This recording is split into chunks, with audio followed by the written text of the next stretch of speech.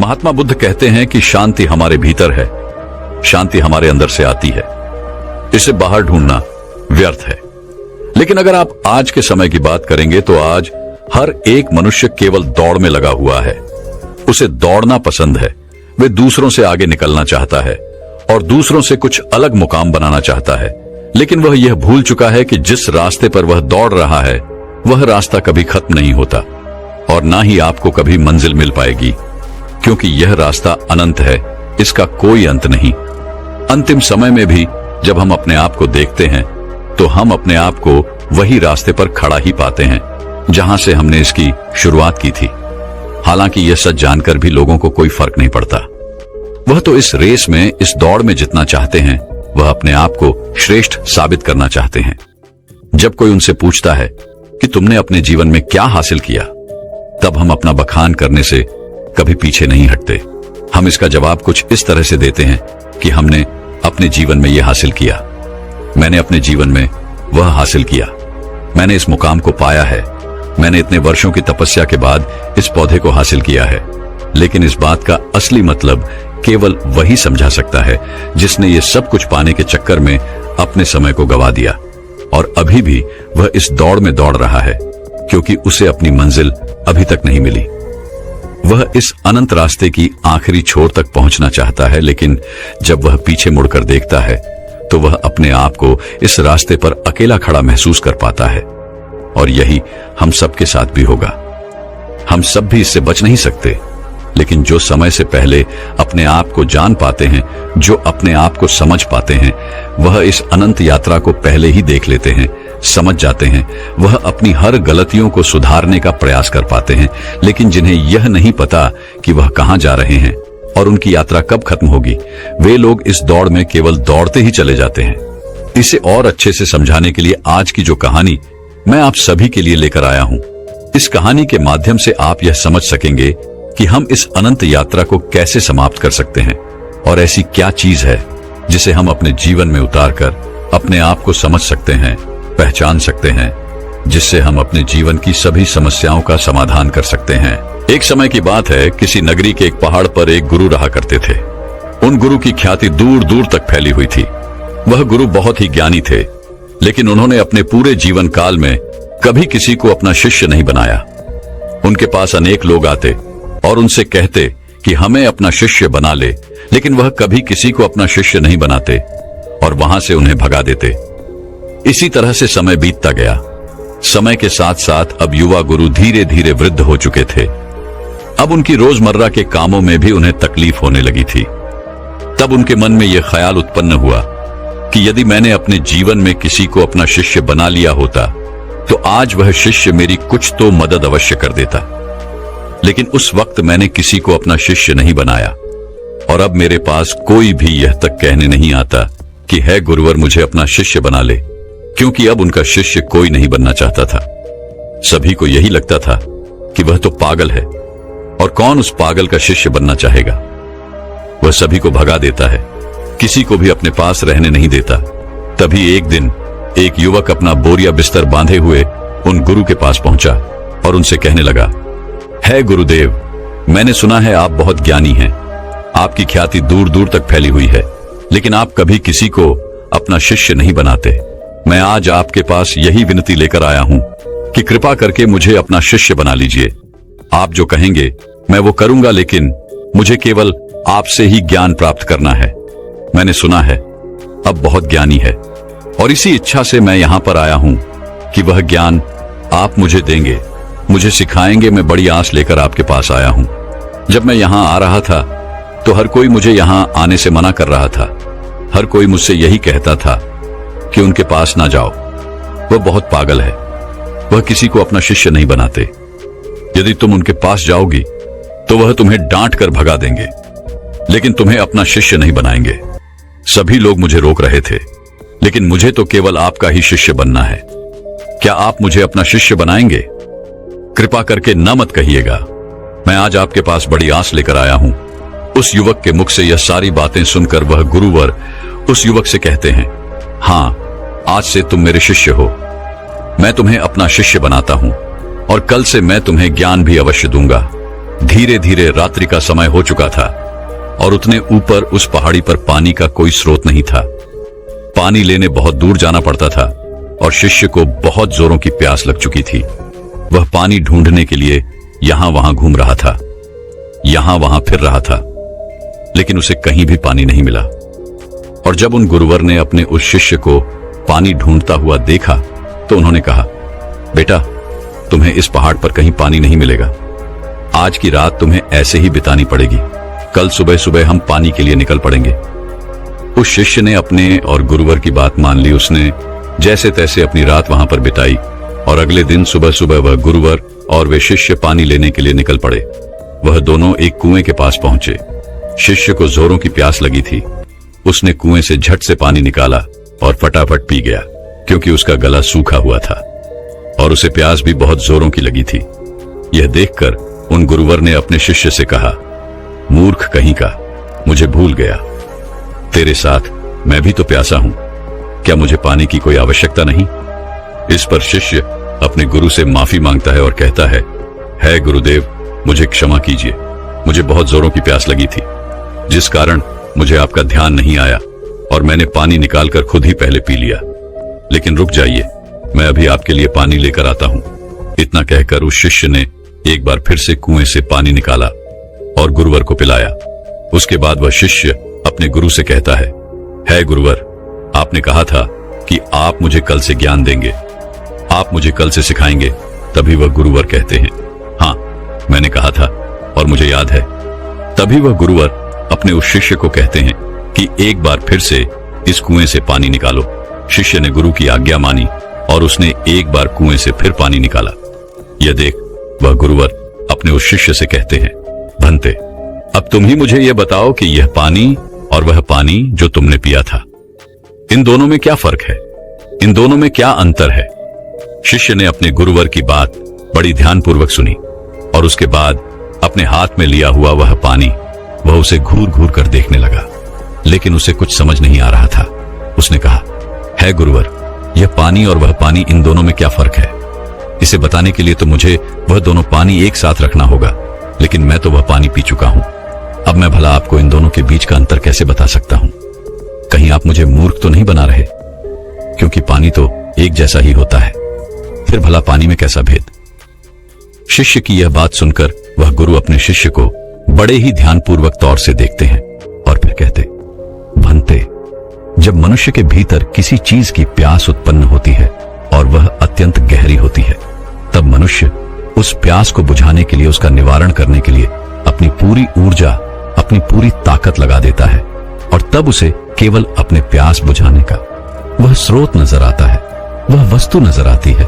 इसके अलावा उसके आसपास और भी बहुत कुछ होता है, लेकिन उस पर उसका ध्यान नहीं जाता।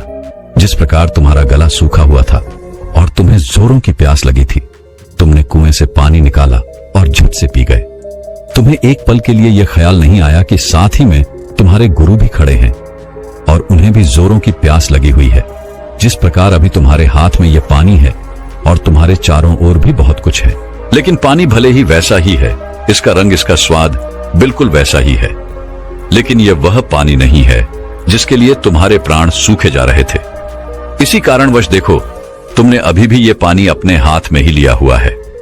यदि तुम्हें जोरों की प्यास लगी होती तो तुम इस पानी को भी पी गए होते, बिना किसी इंतजार के। लेकिन अब यह हो सकता है कि तुम इस पानी को फेंक दो या इसे कुएं में वापस डाल दो। इस कुएं में जितना भी पानी है सब एक ही है, सबका रंग, सबका रूप, सबका स्वाद एक ही जैसा है। लेकिन ये तो हमारी मन की स्थिति के कारण हमें ये अलग अलग नजर आता है। अर्थात सब कुछ तुम्हारे भीतर परिवर्तन होता है, बाहर कुछ नहीं। अपने गुरु की यह बात सुनकर शिष्य बहुत खुश हुआ, उसे बड़ी प्रसन्नता हुई। आश्रम से निकलते वक्त वो अपने साथ एक पोटली लेकर निकला था। उस पोटली में उसने लेखनी रखी थी। उसने तुरंत ही वह लेखनी निकाली और गुरु के कहे शब्दों को लिखना शुरू कर दिया। यह देखकर वह गुरुवर अपने उस शिष्य से कहते हैं, भंते, यह तुम क्या कर रहे हो? इसके जवाब में शिष्य अपने गुरुवर से कहता है गुरुवर, आपने जो कुछ भी कहा मैं उसे भूलना नहीं चाहता। यह सब मुझे सीखना है, मुझे याद करना है, जिस कारण मैं इसे लिख रहा हूं और बाद में मैं इसे याद भी कर लूंगा। तभी तो मैं ज्ञानी बन पाऊंगा, तभी तो मैं लोगों को ज्ञान बांट सकूंगा। अन्यथा यदि मैं ही आपकी बातों को भूल गया, अपने जीवन में उसे नहीं उतार पाया, तो फिर मेरा यहां पर आना व्यर्थ हो जाएगा। गुरु ने अपने उस शिष्य की सारी बातें ध्यानपूर्वक सुनी और उसके बाद वह अपने शिष्य से कहते हैं, भंते, ये सब तो ठीक है, लेकिन अब चलो, आश्रम चलने का वक्त हो चुका है और फिर हमें अभी भिक्षाटन के लिए भी तो जाना है। इतना कहकर वह गुरु और शिष्य वापस आश्रम की ओर लौट गए और रास्ते में ही उन्होंने भिक्षा भी मांग ली। दोनों जब आश्रम पहुंचे, उस भिक्षा का लुत्फ उठाया। रात में उसे खाकर वह लोग सो गए। अगले दिन सुबह सुबह उन गुरुवर ने अपने शिष्य को जगाया और कहा, चलो हमें कुएं के पास फिर जाना है। इतना कहकर शिष्य और वह गुरुवर उस कुएं की ओर निकल पड़ते हैं। कुछ देर बाद जब वह कुएं के पास पहुंचते हैं तो गुरुवर अपने शिष्य से कहते हैं कि पानी निकालो। वह शिष्य अपने गुरुवर की आज्ञा का पालन करते हुए उस कुएं से थोड़ा पानी निकालता है। तभी वह गुरुवर अपने उस शिष्य से कहते हैं, भंते, कल जो तुमने पानी पिया था और आज जो तुमने पानी निकाला है, इन दोनों में क्या फर्क है? क्या तुम मुझे बता सकते हो? इस पर शिष्य तुरंत ही अपनी उस पोटली को निकालता है जिसमें उसने वो सारी बातें लिखी होती हैं। जब गुरु ने उसे वो सारी बातें बताई थी कि जब मनुष्य को किसी चीज की प्यास उत्पन्न होती है तो वो उसे मिटाने की हर मुमकिन कोशिश करता है और उसके आसपास बहुत कुछ होता है, लेकिन वह उसे देख नहीं पाता। वह यह पढ़ ही रहा था कि तभी उन गुरु ने अपने उस शिष्य से कहा, मूर्ख, क्या कर रहे हो? वह शिष्य कहता है गुरुवर, जैसा कि आपने मुझे बताया था, मैं उसी ज्ञान को दोहरा रहा था और आपको आपके सवाल का जवाब देने का प्रयास कर रहा था। तभी वह गुरुवर अपने उस शिष्य से कहते हैं, मूर्ख, इस पानी को सूंघो, इस पानी में से दुर्गंध आ रही है। शिष्य ने अपने गुरु की आज्ञा मानी। उसने तुरंत ही उस पानी को सूंघा।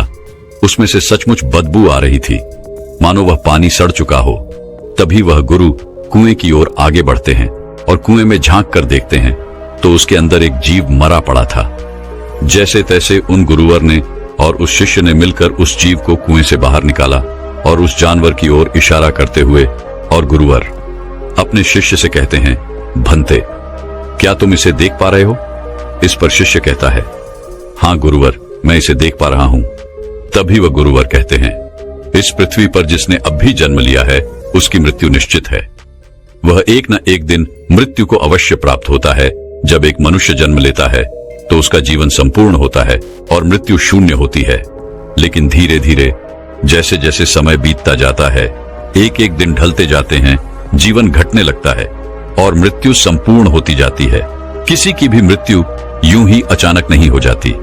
जब कोई भी प्राणी जन्म लेता है तो उसके जन्म से ही यह प्रक्रिया शुरू हो जाती है और अंततः हमारी यात्रा जन्म से मृत्यु तक अपना सफर तय कर लेती है। हाँ, यहाँ पर यह जरूर होता है कि किसी के लिए तेज प्रक्रिया होती है और किसी के लिए यह प्रक्रिया धीमी होती है, लेकिन यह प्रक्रिया सभी के लिए काम करती है और सभी को एक ना एक दिन जन्म से लेकर मृत्यु तक का यह सफर तय करना ही पड़ता है। शिष्य ने एक बार फिर से अपनी लेखनी निकाली और गुरु की इन सभी बातों को लिखना शुरू कर दिया। तभी वह गुरु हैं, क्रोधित होते हुए अपने उस शिष्य से कहते हैं, चलो कुएं की ओर चलो। यह देखकर वह शिष्य घबरा जाता है और अपने उन गुरुवर से कहता है गुरुवर, मैं तो अभी जवान हूं और मैं अभी मृत्यु को प्राप्त नहीं होना चाहता, कृपा करके मुझे छोड़ दे। तभी वह गुरुवर अपने उस शिष्य से कहते हैं, बेवकूफ, मैं तुम्हें कुएं में धकेलने नहीं जा रहा।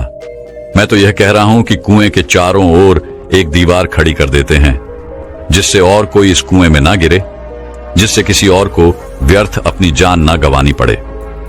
दोनों ने बड़ी मुश्किल के साथ कुछ लकड़ियां इकट्ठा की और कुएं के चारों ओर एक दीवार बना दी जिससे अब उस कुएं के अंदर कोई नहीं गिर सकता था। इतनी मेहनत करने के बाद गुरु और वह शिष्य वापस आश्रम लौट आए।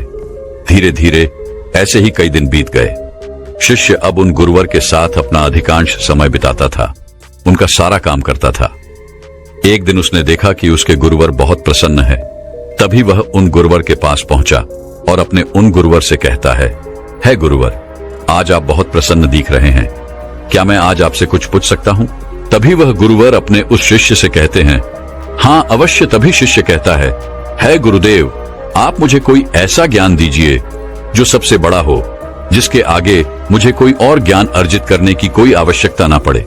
वैसे भी दिन ब दिन आप वृद्ध होते जा रहे हैं और आपकी मृत्यु कब आ जाएगी ये मैं नहीं जानता। इसीलिए आप मुझे वह ज्ञान दे दीजिए, तभी तो मैं आपके ज्ञान को लोगों तक फैला सकूंगा, तभी तो लोग आपके बारे में जान सकेंगे। वह अपनी लेखनी लेकर बैठ गया, इस इंतजार में कि गुरुदेव उसे कुछ बताएंगे, कोई ऐसा ज्ञान जो बहुत बड़ा है। लेकिन उन गुरुवर ने अपने उस शिष्य से कुछ नहीं कहा, बस वह चुपचाप बैठ गए। वह काफी देर तक यूं ही मौन रहे और उसके बाद वहां से उठकर चले गए। वे शिष्य चुपचाप ये सब देख रहा था और जब वह गुरुवर वहां से उठकर चले गए तो उसने लेखनी से लिखा, सबसे बड़ा ज्ञान मौन। अगले दिन फिर उसने उन गुरुवर से यही सवाल किया और अब की बार भी गुरुवर ने उसे कोई जवाब नहीं दिया। वह काफी देर तक मौन रहे और फिर वहां से उठकर चले गए। ऐसा करते करते कई दिन बीत गए, दिन से सप्ताह से महीने और लगभग 1 वर्षों के बाद भी उसे केवल एक ही जवाब मिला था, सबसे बड़ा ज्ञान मौन।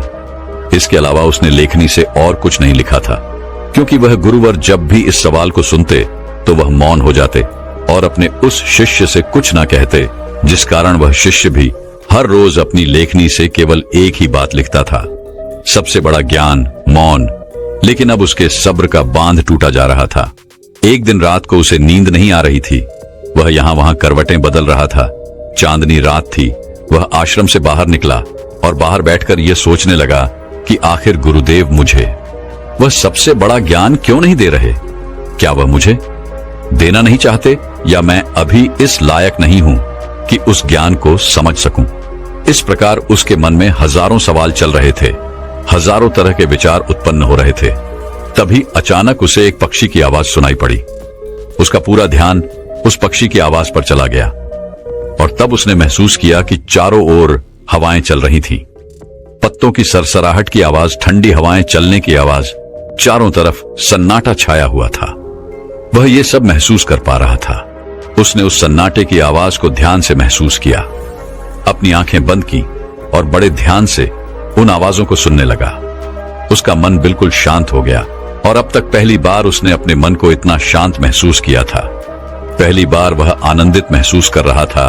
वह यह भूल चुका था कि उसे बड़े ज्ञान के बारे में अभी तक उन गुरुवर ने कुछ नहीं बताया। तभी उसने सोचा कि जो आज अनुभव मैंने प्राप्त किया है, इसे मैं अपने गुरुवर को अवश्य बताऊंगा, जिस कारण वह उस अनुभव को लिखने के लिए अपनी लेखनी निकालता है। तभी वह देखता है कि उसने अपने किताब के सारे पन्नों पर केवल एक ही बात सीखी है, सबसे बड़ा ज्ञान मौन।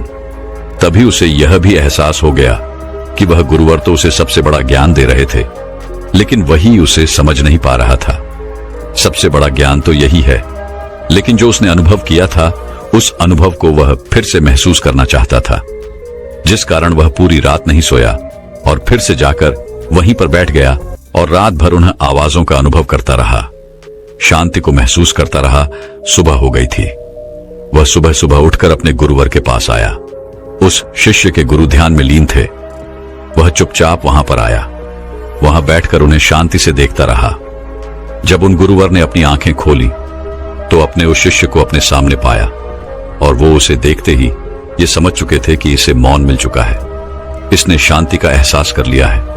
गुरु ने अपने शिष्य से कहा, भंते, मौन कोई ज्ञान नहीं है, मौन ज्ञान का आधार है और यह हमें वह दिखाने में सक्षम है जिसे हम अपनी आंखों से नहीं देख पाते। बाहर चाहे कितना भी शोर हो, चाहे कितनी भी भीड़ हो, लेकिन भीतर मौन होना ही चाहिए। अपने गुरुवर के मुख से यह बात सुनकर उसने अपनी लेखनी और अपनी पुस्तक गुरु के चरणों में रख दी और उसके बाद से उसने कभी कुछ नहीं लिखा। उसने केवल वो सारी बातें महसूस की और धीरे धीरे एक दिन उसने असली ज्ञान को प्राप्त कर लिया। दोस्तों, हम भी अपने जीवन में जन्म से लेकर अपने अंतिम समय तक कुछ ना कुछ इकट्ठा करने में लगे रहते हैं। जितना कर सकते हैं उतना तो करते ही हैं, लेकिन उसके बावजूद भी हम और अधिक पाना चाहते हैं। हम और अधिक इकट्ठा करना चाहते हैं, जिससे हमारे मन में हमेशा एक अशांति रहती है, जिससे हमारा मन हमेशा विचलित होता रहता है और हम कभी भी एक लक्ष्य की ओर आगे नहीं बढ़ पाते। लेकिन इसके बावजूद भी हम कभी भी अपने आप को एक पल के लिए शांत नहीं होने देना चाहते। एक काम से दूसरा काम, दूसरे से तीसरा, तीसरे से चौथा, इसी प्रकार हम अपना पूरा जीवन यूं ही गंवा देते हैं, लेकिन हम कभी भी एक पल के लिए मौन नहीं रहते। इसी कारणवश हम जीवन भर केवल भागते रहते हैं, लेकिन अपने भीतर की उस शांति का अनुभव कभी नहीं कर पाते, जिस कारण हम सब कुछ प्राप्त करके भी कुछ नहीं प्राप्त कर पाते। हमारा जीवन पूरी तरह से व्यस्त हो जाता है। इसलिए दोस्तों, अगर आप भी अपने जीवन में भागते भागते थक चुके हैं, तो एक पल के लिए मौन धारण करें, क्योंकि वह आपको वह ऊर्जा प्रदान करेगा जिससे आप अपने जीवन में एक सही दिशा प्राप्त कर सकेंगे।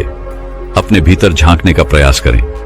हम में से अधिकांश लोग मौन का व्रत तो अवश्य रखते होंगे, लेकिन केवल यह ऊपरी तौर पर होता है और भीतर की ओर हमारा मन बिल्कुल अशांत रहता है। हमें किसी चीज में चैन नहीं मिलता। हम केवल यहां वहां भागते रहना चाहते हैं, कुछ ना कुछ इकट्ठा करना चाहते हैं, जिससे हमें कभी भी शांति नहीं मिल पाती और हम यूं ही इस जीवन के भाग दौड़ में लगे रह जाते हैं। अब आप में से कई लोग यह कहेंगे कि मौन कैसे प्राप्त करें, कैसे हम अपने भीतर की ओर जाके कैसे हम अपने मन को शांत करें। तो इसका एक बहुत ही सीधा और सरल उपाय है, ध्यान। अपने विचारों को, अपने आप को ध्यान से देखें। आप दिन भर क्या कर रहे हैं, आप कहां पर कितना समय दे रहे हैं। जब आप किसी चीज को होते हुए देख रहे हैं और आपके मन में किस प्रकार के विचार उत्पन्न कर रहा है, तब आप यह भी समझ पाएंगे कि आप कितनी व्यर्थ की बातें सोचते हैं, जिनका वर्तमान से कोई संबंध नहीं है। और एक बात आप यह भी बहुत अच्छे से जानते होंगे कि आपसे बेहतर आपको कोई और नहीं चाह सकता, इसलिए आपसे बेहतर आपका और कोई परिवर्तन नहीं कर सकता।